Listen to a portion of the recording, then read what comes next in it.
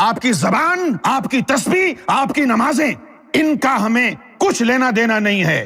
قرآن کا فیصلہ یہ ہے کہ پوچھو۔ میں آپ سے مخاطب ہوں، آپ مسلمانوں سے مخاطب ہوں، کسی بھی مسلک سے تعلق رکھتے ہو، کسی بھی فرقے سے تعلق رکھتے ہو، میں دنیا بھر کے مسلمانوں سے مؤدبانہ عاجزانہ درخواست کرتا ہوں، ہاتھ جوڑ کے درخواست کرتا ہوں، ایسے لوگوں سے، ایسے افراد سے اپنے آپ کو بچائیے، اپنے ایمان کو بچائیے۔ ایسے نام نہاد اسکالر، میڈیا ہے، میڈیا کسی کو بھی اسلامی اسکالر کا ٹائٹل دے دے، تو ایسے ان لوگوں کا مقصد انتشار پھیلانا ہے، صرف فتنہ پھیلانا ہے، لوگوں کے ذہنوں کو خراب کرنا ہے، لوگوں کو کنفیوز کرنا ہے، لوگوں کو علماء کے خلاف ابھارنا ہے، لوگوں کو اسلام کے خلاف ابھارنا ہے، لوگوں کو قرآن کے خلاف ابھارنا ہے، قرآن کے خلاف لوگوں کے ذہنوں کو کنفیوز کرنا ہے، اشکال ڈالنا ہے، ذہن میں سوال ڈالنا ہے۔ میں آپ کو کلپ سناؤں گا، آپ ذرا حوصلے سے کام لیجیے، اس کے یہ الفاظ ہیں۔ پھر اللہ تعالیٰ نے اس طرح کی آیت کیوں نازل فرمائی ہے، یہ کس طرح کی آیت ہے، عجیب آیت ہے، تو لوگوں کو آیات کے متعلق، قرآن کے متعلق کنفیوز کرنا۔ قرآن کریم میں اللہ تعالیٰ کا ارشاد ہے ایسے لوگوں کے متعلق، سورہ آل عمران آیت نمبر 7 اٹھا کر آپ دیکھیے، کسی بھی ترجمہ قرآن میں سے اس کا ترجمہ آپ دیکھیے۔ فَأَمَّا الَّذِينَ فِي قُلُوبِهِمْ زَيْغٌ، جن لوگوں کے دلوں میں کھجی ہے، جن لوگوں کے دلوں میں ٹیڑھاپن ہے، جن لوگوں کے دل گندے اور خراب ہیں، ان کا کیا کام ہے؟ فَيَتَّبِعُونَ مَا تَشَابَهَ، تو وہ متشابہات کے پیچھے پڑ جاتے ہیں۔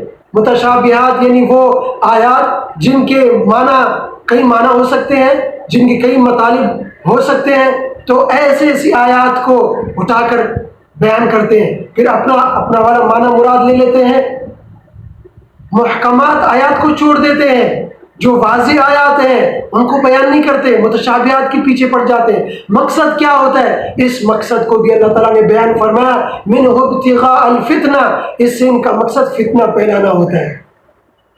حالانکہ آیات کا وہی معنی مراد لیا جائے گا جو اللہ کے رسول نے اس کا معنی مراد لیا، جو صحابہ کرام نے مراد لیا، جو تابعین تبع تابعین نے مراد لیا۔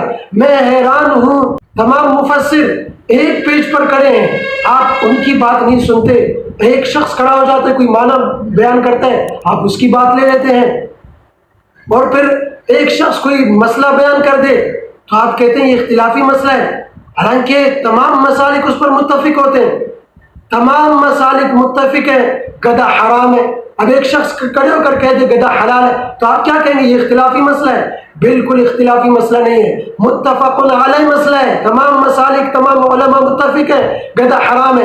ایک شخص کے کھڑے ہونے کی وجہ سے، ایک شخص کے حلال کہنے کی وجہ سے وہ کوئی اختلافی مسئلہ نہیں بن جاتا۔ تو اسی وجہ سے میں آپ کو کہتا ہوں، آپ تمام علماء کو کیوں نہیں سنتے؟ آپ ایک فرد کو کیوں سنتے ہیں؟ آپ ایک شخص کو کیوں سنتے ہیں؟ آپ علماء کو سنیں، آپ تمام مفسرین کرام کو سنیں، معتبر تفاسیر کو آپ پڑھیں، اور ان کے فالوور سے بھی آپ متاثر نہ ہو جائیں۔ ان کے فالوور ملحدین ہوتے ہیں، منکرین حدیث ہوتے ہیں، قادیانی ہوتے ہیں، دیگر مذاہب والے ہوتے ہیں، سیکولر طبقہ ہوتا ہے جو ایسے لوگوں کو گڈ کرتا ہے، ایسے لوگوں کے چینل کو سبسکرائب کرتا ہے اور لائک کرتا ہے، خوش ہوتا ہے کہ یہ اسلام کے خلاف ابھار رہا ہے، اسلام کے خلاف لوگوں کو کنفیوز کر رہا ہے، تو ان کو آپ ان کے فالوور سے آپ متاثر نہ ہو جائیے۔ اب آپ کلپ بھی سنیے۔ قرآن مجید میں لکھا ہے وَلَا تُطِعْ مَنْ أَغْفَلْنَا قَلْبَهُ عَنْ ذِكْرِنَا، ہرگز ایسوں کی پیروی مت کرنا جن کے قلب کو ہم نے اپنے ذکر سے غافل کر رکھا ہے۔ اب تو ہمیں پوچھنا پڑے گا نا کسی بھی عالم دین سے کہ عالم دین بھائی یہ بتائیے آپ کا قلب اللہ کا ذکر کرتا ہے یا نہیں؟ کیوں پوچھ رہے ہو تم؟ ہم اس لیے پوچھ رہے ہیں کہ اگر آپ کا دل اللہ کے ذکر سے غافل ہے تو قرآن نے منع کیا ہے، ہم آپ کی پیروی نہیں کر سکتے۔ اب آپ کو یہ ثبوت دینا پڑے گا کہ آپ کا قلب اللہ کا ذاکر ہے یا نہیں۔ جب تک یہ ثبوت نہیں دے گا مولوی، جب تک عالم یہ ثبوت نہ دے کہ اس کا قلب اللہ کا ذکر کرتا ہے، اس کی پیروی حرام ہے۔ یہ قرآن مجید کا حکم ہے، وَلَا تُطِعْ مَنْ أَغْفَلْنَا قَلْبَهُ عَنْ ذِكْرِنَا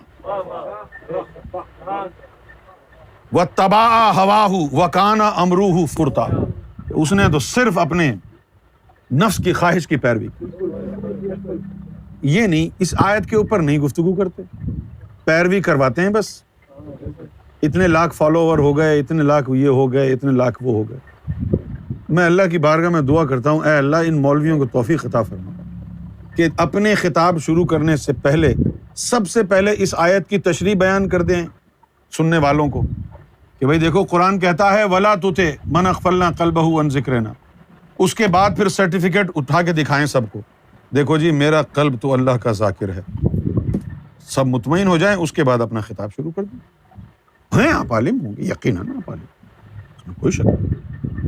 لیکن پیروی اگر آپ بولیں کہ ہماری پیروی کرو، تو پھر ہمارے پاس قرآن مجید کی کسوٹی ہے. آپ ثابت کر دیں کہ آپ کا قلب اللہ کے ذکر سے غافل نہیں ہے. اگر آپ کہتے ہیں کہ بھئی میں یہ کیسے ثابت کروں، تو پھر ہمیں یہ بتا دیں اللہ نے یہ بات ہمیں کہی کیوں ہے کہ ایسے لوگوں کی پیروی نہ کرو جن کا قلب ہمارے ذکر سے غافل ہے. ہمارا حق ہے کہ ہم پوچھیں، ورنہ اس آیت کا فائدہ کیا ہے؟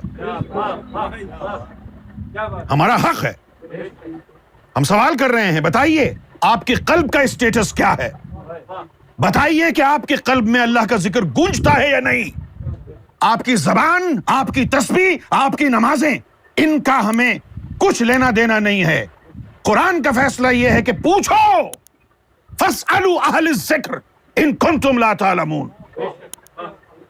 پوچھو ان سے وہ علم اہل ذکر سے جو تم نہیں جانتے، وہ پوچھو.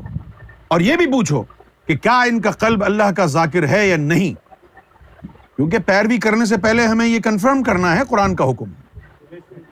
اب یہ ہے قرآن آپ کی مرضی ہے، آپ اس کو جھٹلا دیں. اب آپ جواب بھی سنیں.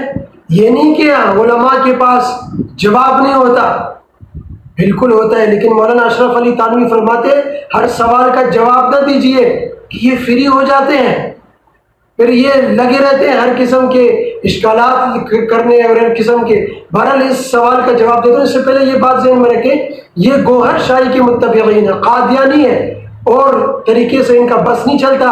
اب میڈیا پہ آ کے اس طرح کے لوگوں کو کنفیوز کر رہے ہیں. ان کا دعویٰ یہ ہے کہ کوئی بھی آدمی کوئی بھی عبادت نہ کرے، کوئی نماز نہ پڑھے، بس صرف اس کا دل اللہ اللہ کرنے کا عادی ہو. آپ نے اشتہارات میں بھی دیکھا ہوگا، ان کی اشتہارات میں دل بنا ہوتا ہے جس میں اللہ کا نام لکھا ہوتا ہے. تو ان کی ساری دعوت یہی ہے کہ بس دل کو اللہ اللہ کرا دو. اب قرآن میں کہا جہاں کہیں بھی ذکر کا لفظ آیا تو اس سے مراد انہوں نے یہی اللہ اللہ کرنا، یہ ذکر مراد لیا. حالانکہ اب اندازہ لگائیں، قرآن کریم میں اللہ تعالیٰ نے قرآن کو بھی ذکر کہا ہے، اِنَّا نَحْنُ نَزَّلْنَا الذِّكْرَ وَإِنَّا لَهُ لَحَافِظُونَ. اب پوری امت ذکر سے مراد قرآن لیتی ہے، پوری امت قرآن لیتی ہے. اب یہ کیا کہیں گے کہ ہم ذکر کو حفاظت کرنے والے، ذکر کو ہم نے نازل کیا، ہم ذکر کو حفاظت، ذکر کو سے حفاظت کا کیا مطلب ہے؟ تو ان کا یہی معنی ہے یہاں وَلَا تُطِعْ مَنْ أَغْفَلْنَا قَلْبَهُ عَنْ ذِكْرِنَا. یہاں ذکر سے مراد احکام شریعت ہے، یعنی جو ہمارے شریعت کے احکام سے غافل ہو گیا، عمل نہیں کیا، تو اس کی پیروی نہ کیجیے، اس کی اتباع نہ کیجیے. اس آیت کے اصل مصداق تو یہ خود بنتے ہیں، وَاتَّبَعَ هَوَاهُ، اپنی خواہشات کی پیروی کرنے والے ہیں، جو من میں آیا اس کو شریعت بنا لیا. تو اس آیت کے اصل مصداق تو یہ خود بنتے ہیں. تو اس لیے ان سے اپنے آپ کو ہوشیار رہیے، ان کا رد کیجیے، ان کا اچھی طرح رد کیجیے، ان کا اپنے طور پر رد کیجیے.